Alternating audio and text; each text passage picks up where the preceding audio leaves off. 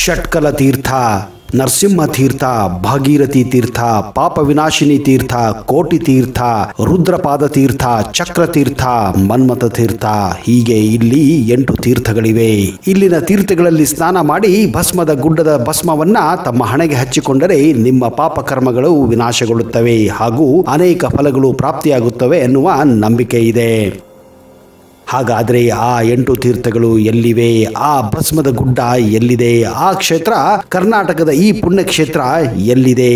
ಅದರ ವಿಶೇಷತೆ ಏನು? ಈ ಎಲ್ಲ ಮಾಹಿತಿಯನ್ನ ಇವತ್ತಿನ ಈ ವಿಡಿಯೋದಲ್ಲಿ ನಿಮಗೆ ಕೊಡ್ತಾ ಇದ್ದೀನಿ. ಅದಕ್ಕಿಂತ ಮೊದಲು ನೀವು ನಮ್ಮ ಚಾನೆಲ್ಗೆ ಹೊಸಬರಾಗಿದ್ದರೆ ದಯವಿಟ್ಟು ಈಗಲೇ ಸಬ್ಸ್ಕ್ರೈಬ್ ಮಾಡಿ, ಜೊತೆಗೆ ಬೆಲ್ ಐಕನ್ ಕೂಡ ಪ್ರೆಸ್ ಮಾಡಿ.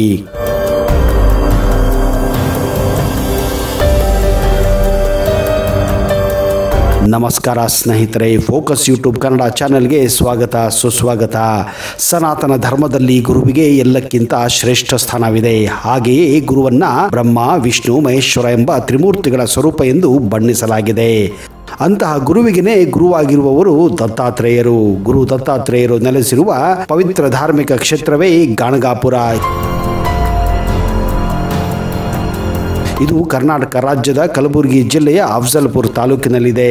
ಭೀಮಾ ನದಿಯ ತಟದಲ್ಲಿ ನೆಲೆ ನಿಂತಿರುವ ಈ ಪೀಠಕ್ಕೆ ನಿರ್ಗುಣ ಮಠ ಎಂತಲೂ ಕರೆಯುತ್ತಾರೆ. ಇದು ಬ್ರಹ್ಮ, ವಿಷ್ಣು, ಮಹೇಶ್ವರ ಅವತಾರವಾದ ದತ್ತಾತ್ರೇಯ ನೆಲೆಸಿರುವ ಪಾವನ ಪುಣ್ಯಕ್ಷೇತ್ರ. ಈ ದೇವಾಲಯವನ್ನು ನಗರ ಖಾನ ವಾಸ್ತುಶಿಲ್ಪ ಮಾದರಿಯಲ್ಲಿ ನಿರ್ಮಿಸಲಾಗಿದೆ. ದೇವಾಲಯದ ಮುಖ್ಯ ದ್ವಾರ ಪಶ್ಚಿಮ ಮುಖವಾಗಿದೆ. ವಿಶಾಲವಾದ ಮುಖಮಂಟಪ ಹೊಂದಿರುವ ಈ ದೇವಾಲಯದ ಗರ್ಭಗೃಹವನ್ನು ಚಿಕ್ಕದಾಗಿ 2 ಭಾಗಗಳಾಗಿ ವಿಂಗಡಿಸಲಾಗಿದೆ. ಒಂದು ಭಾಗದಲ್ಲಿ ದತ್ತಾತ್ರೇಯ ವಿಗ್ರಹ ಇದ್ದರೆ ಇನ್ನೊಂದು ಭಾಗದಲ್ಲಿ ಅವರ ಪವಿತ್ರ ಪಾದುಕೆಗಳಿವೆ. ಗರ್ಭಗುಡಿ ಅತ್ಯಂತ ಚಿಕ್ಕದಾಗಿದ್ದಕ್ಕೆ ಅದಕ್ಕೆ ಬೆಳ್ಳಿಯ ಬಾಗಿಲುಗಳನ್ನು ಅಳವಡಿಸಲಾಗಿದೆ. ದರ್ಶನಕ್ಕೆ ಬರುವ ಭಕ್ತರು ಚಿಕ್ಕದಾದ ಬಾಗಿಲಿನ ಮೂಲಕವೇ ದತ್ತಾತ್ರೇಯರ ದರ್ಶನ ಪಡೆಯಬಹುದು. ವಿಶಾಲವಾದ ಅಶ್ವತ್ಥ ವೃಕ್ಷದ ಅಡಿಯಲ್ಲಿ ಈ ದೇವಾಲಯವನ್ನು ನಿರ್ಮಿಸಲಾಗಿದೆ.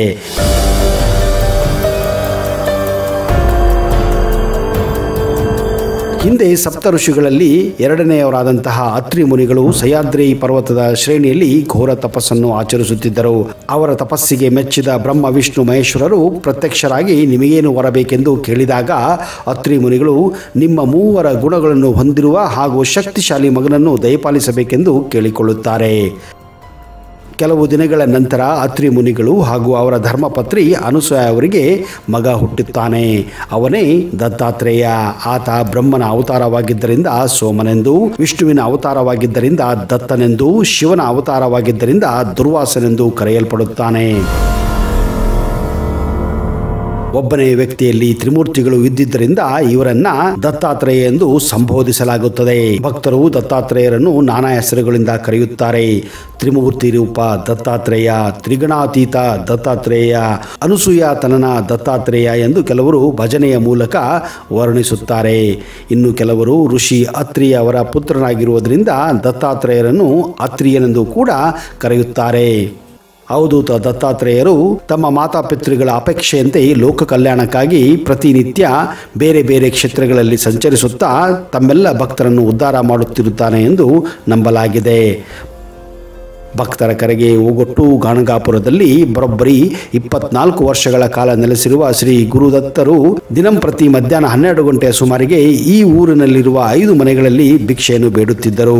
ದತ್ತಾತ್ರೇಯವರ ಅವತಾರವೆನ್ನಲಾದಂತಹ ನರಸಿಂಹ ಸರಸ್ವತಿ ಸ್ವಾಮಿಗಳು ಗಾಣಗಾಪುರದಲ್ಲಿ ಕೆಲವು ವರ್ಷ ನೆಲೆಸಿದ್ದರು. ಆದ್ದರಿಂದಲೇ ಗಾಣಗಾಪುರವನ್ನ ದತ್ತಾತ್ರೇಯ ಕ್ಷೇತ್ರ ಎಂದು ಕೂಡ ಕರೆಯಲಾಗುತ್ತದೆ. ಗುರು ಚರಿತ್ರೆಯಲ್ಲಿ ನರಸಿಂಹ ಸರಸ್ವತಿಗಳು ತಾವು ಸದಾ ಈ ಕ್ಷೇತ್ರದಲ್ಲಿ ಜಾಗೃತವಾಗಿ ನೆಲೆಸಿರುತ್ತೇನೆ ಎಂದು ಉಲ್ಲೇಖಿಸಿದ್ದಾರೆ. ಭೀಮಾ ಹಾಗೂ ಅಮರ್ಜಾ ನದಿಗಳ ಸಂಗಮ ಕ್ಷೇತ್ರವಾಗಿರುವ ನಿರ್ಗುಣ ಪಾದುಕೆಗಳ ಪೂಜೆಯನ್ನು ಮಾಡುವುದು ಈ ಕ್ಷೇತ್ರದ ಮತ್ತೊಂದು ವಿಶೇಷತೆ.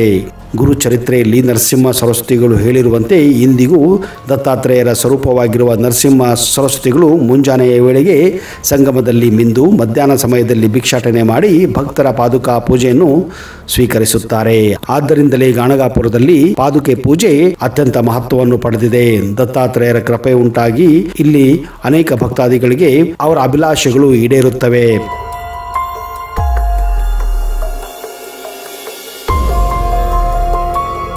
ಇಲ್ಲಿರುವ ಪವಿತ್ರ ಔದುಂಬರ ಮರದ ಕೆಳಗೆ ಕುಳಿತು ಶ್ರೀ ಗುರುಚರಿತ್ರೆಯನ್ನು ಪಾರಾಯಣ ಮಾಡಲಾಗುತ್ತದೆ. ಪುರಾಣದ ಪ್ರಕಾರ ಹಿಂದೆ ನರಹರಿ ಎಂಬ ಬ್ರಾಹ್ಮಣ ದತ್ತಾತ್ರೇಯನಿಗೆ ಬಂದು ತಾನು ನೋವಿನಿಂದ ನರಳುತ್ತಿರುವುದಾಗಿ ಹೇಗಾದರೂ ಮಾಡಿ ತಮ್ಮ ಕೃಪೆಯಿಂದ ಅದನ್ನು ವಾಸಿ ಮಾಡಿ ಎಂದು ಕೇಳಿಕೊಳ್ಳುತ್ತಾನೆ. ದತ್ತರು ಅಲ್ಲಿದ್ದ ಔದುಂಬರ ಮರದ ಒಂದು ಕೊರಡನ್ನು ಬ್ರಾಹ್ಮಣನಿಗೆ ಕೊಟ್ಟು ನದಿಗಳ ಸಂಗಮ ಸ್ಥಾನದಲ್ಲಿ ಅಂದರೆ ಈಗಿರುವ 8 ತೀರ್ಥಗಳಲ್ಲಿ ಅದನ್ನು ನೆಡಲು ಹೇಳಿ ದಿನಕ್ಕೆ 3 ಬಾರಿ ಆ ಮರದ ಕೊರಡಿಗೆ ನೀರು ಹಾಕುವಂತೆ ಆದೇಶಿಸುತ್ತಾರೆ. ಬ್ರಾಹ್ಮಣ ಹಾಗೆಯೇ ಮಾಡುತ್ತಾನೆ. ಒಂದು ದಿನ ಗುರುಗಳು ಅವನಲ್ಲಿಗೆ ಹೋಗಿ ಸಂಗಮ ಪವಿತ್ರ ನೀರಿನಿಂದ ಅವನಿಗೆ ಹಾಗೂ ಅವನ ನೆಟ್ಟ ಮರದ ಕೊರಡಿಗೆ ಪ್ರೋಕ್ಷಣೆ ಮಾಡುತ್ತಾರೆ. ತಕ್ಷಣ ಅವನ ನೋವು ವಾಸಿಯಾಗುತ್ತದೆ. ನಂತರ ಬ್ರಾಹ್ಮಣ 8 ಶ್ಲೋಕಗಳನ್ನು ಹೇಳಿ ಗುರುಗಳಿಗೆ ವಂದಿಸಿ ಅದೇ ಶ್ಲೋಕಗಳನ್ನು ಇಂದಿಗೂ ಇಲ್ಲಿ ಸಂಧ್ಯಾ ಸಮಯದಲ್ಲಿ ದೇವಸ್ಥಾನದಲ್ಲಿ ಪಠಿಸಲಾಗುತ್ತದೆ. ದತ್ತ ಜಯಂತಿಯಂತೂ ಇಲ್ಲಿ ಜನಸಾಗರವೇ ಹರಿದು ಬರುತ್ತದೆ. ಈ ದೇವಸ್ಥಾನದಿಂದ ಕೇವಲ ಸ್ವಲ್ಪ ದೂರದಲ್ಲಿ ಭೀಮಾ ಅಮರ್ಜಾ ನದಿಗಳ ಸಂಗಮ ಹತ್ತಿರ ಭಸ್ಮ ರಾಶಿ ಕೂಡ ಇದೆ.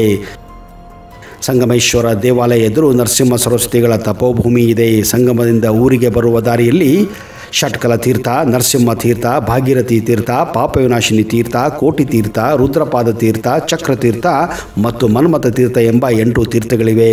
ಇಲ್ಲಿನ ತೀರ್ಥಗಳಲ್ಲಿ ಸ್ನಾನ ಮಾಡಿ ಆಮೇಲೆ ಯಜ್ಞ ಕಾರ್ಯಗಳು ನೆರವೇರುತ್ತಿದ್ದ ಯಜ್ಞ ಬೂದಿಯನ್ನು ಇಲ್ಲಿ ಒಂದು ಕಡೆ ಗುಡ್ಡೆ ಮಾಡಲಾಗುತ್ತಿದೆ. ಭಾವುಕ ಭಕ್ತರು ಸ್ನಾನ ಮಾಡಿದ ನಂತರ ಈ ಭಸ್ಮವನ್ನು ಲೇಪಿಸಿಕೊಳ್ಳುತ್ತಾರೆ. ಹೀಗೆ ಮಾಡುವುದರಿಂದ ಅಧಿವ್ಯಾಧಿಗಳಿಂದ ದುಃಖದಿಂದ ಬಳುವ ಅನೇಕ ಜನ ತಮ್ಮ ದುಃಖ ನಿವಾರಣೆಗಾಗಿ ಇಲ್ಲಿ ಬಂದು ಸೇವೆ ಮಾಡಿ ಗುರುಚರಿತ್ರೆ ಪಾರಾಯಣ ಮಾಡಿ ಭಿಕ್ಷಾ ಜೀವನವನ್ನು ನಡೆಸುತ್ತಾರೆ. ಶ್ರೀಮಂತರೇ ಆಗಿರಲಿ, ದೊಡ್ಡವರೇ ಆಗಲಿ, ಚಿಕ್ಕವರೇ ಆಗಿರಲಿ, ಜೀವನದಲ್ಲಿ ಸುಖ ಶಾಂತಿ ನೆಮ್ಮದಿಗಾಗಿ ಹಾಗೂ ತಮ್ಮಲ್ಲಿರುವ ರೋಗ ರುಜಿನಗಳಿಗೆ ಪರಿಹಾರ ಪಡೆದುಕೊಳ್ಳಲು ಈ ಕ್ಷೇತ್ರಕ್ಕೆ ಬಂದು ಶ್ರೀಮಂತರು ಕೂಡ ಇಲ್ಲಿ ಭಿಕ್ಷೆಯನ್ನು ಬೇಡುತ್ತಾರೆ.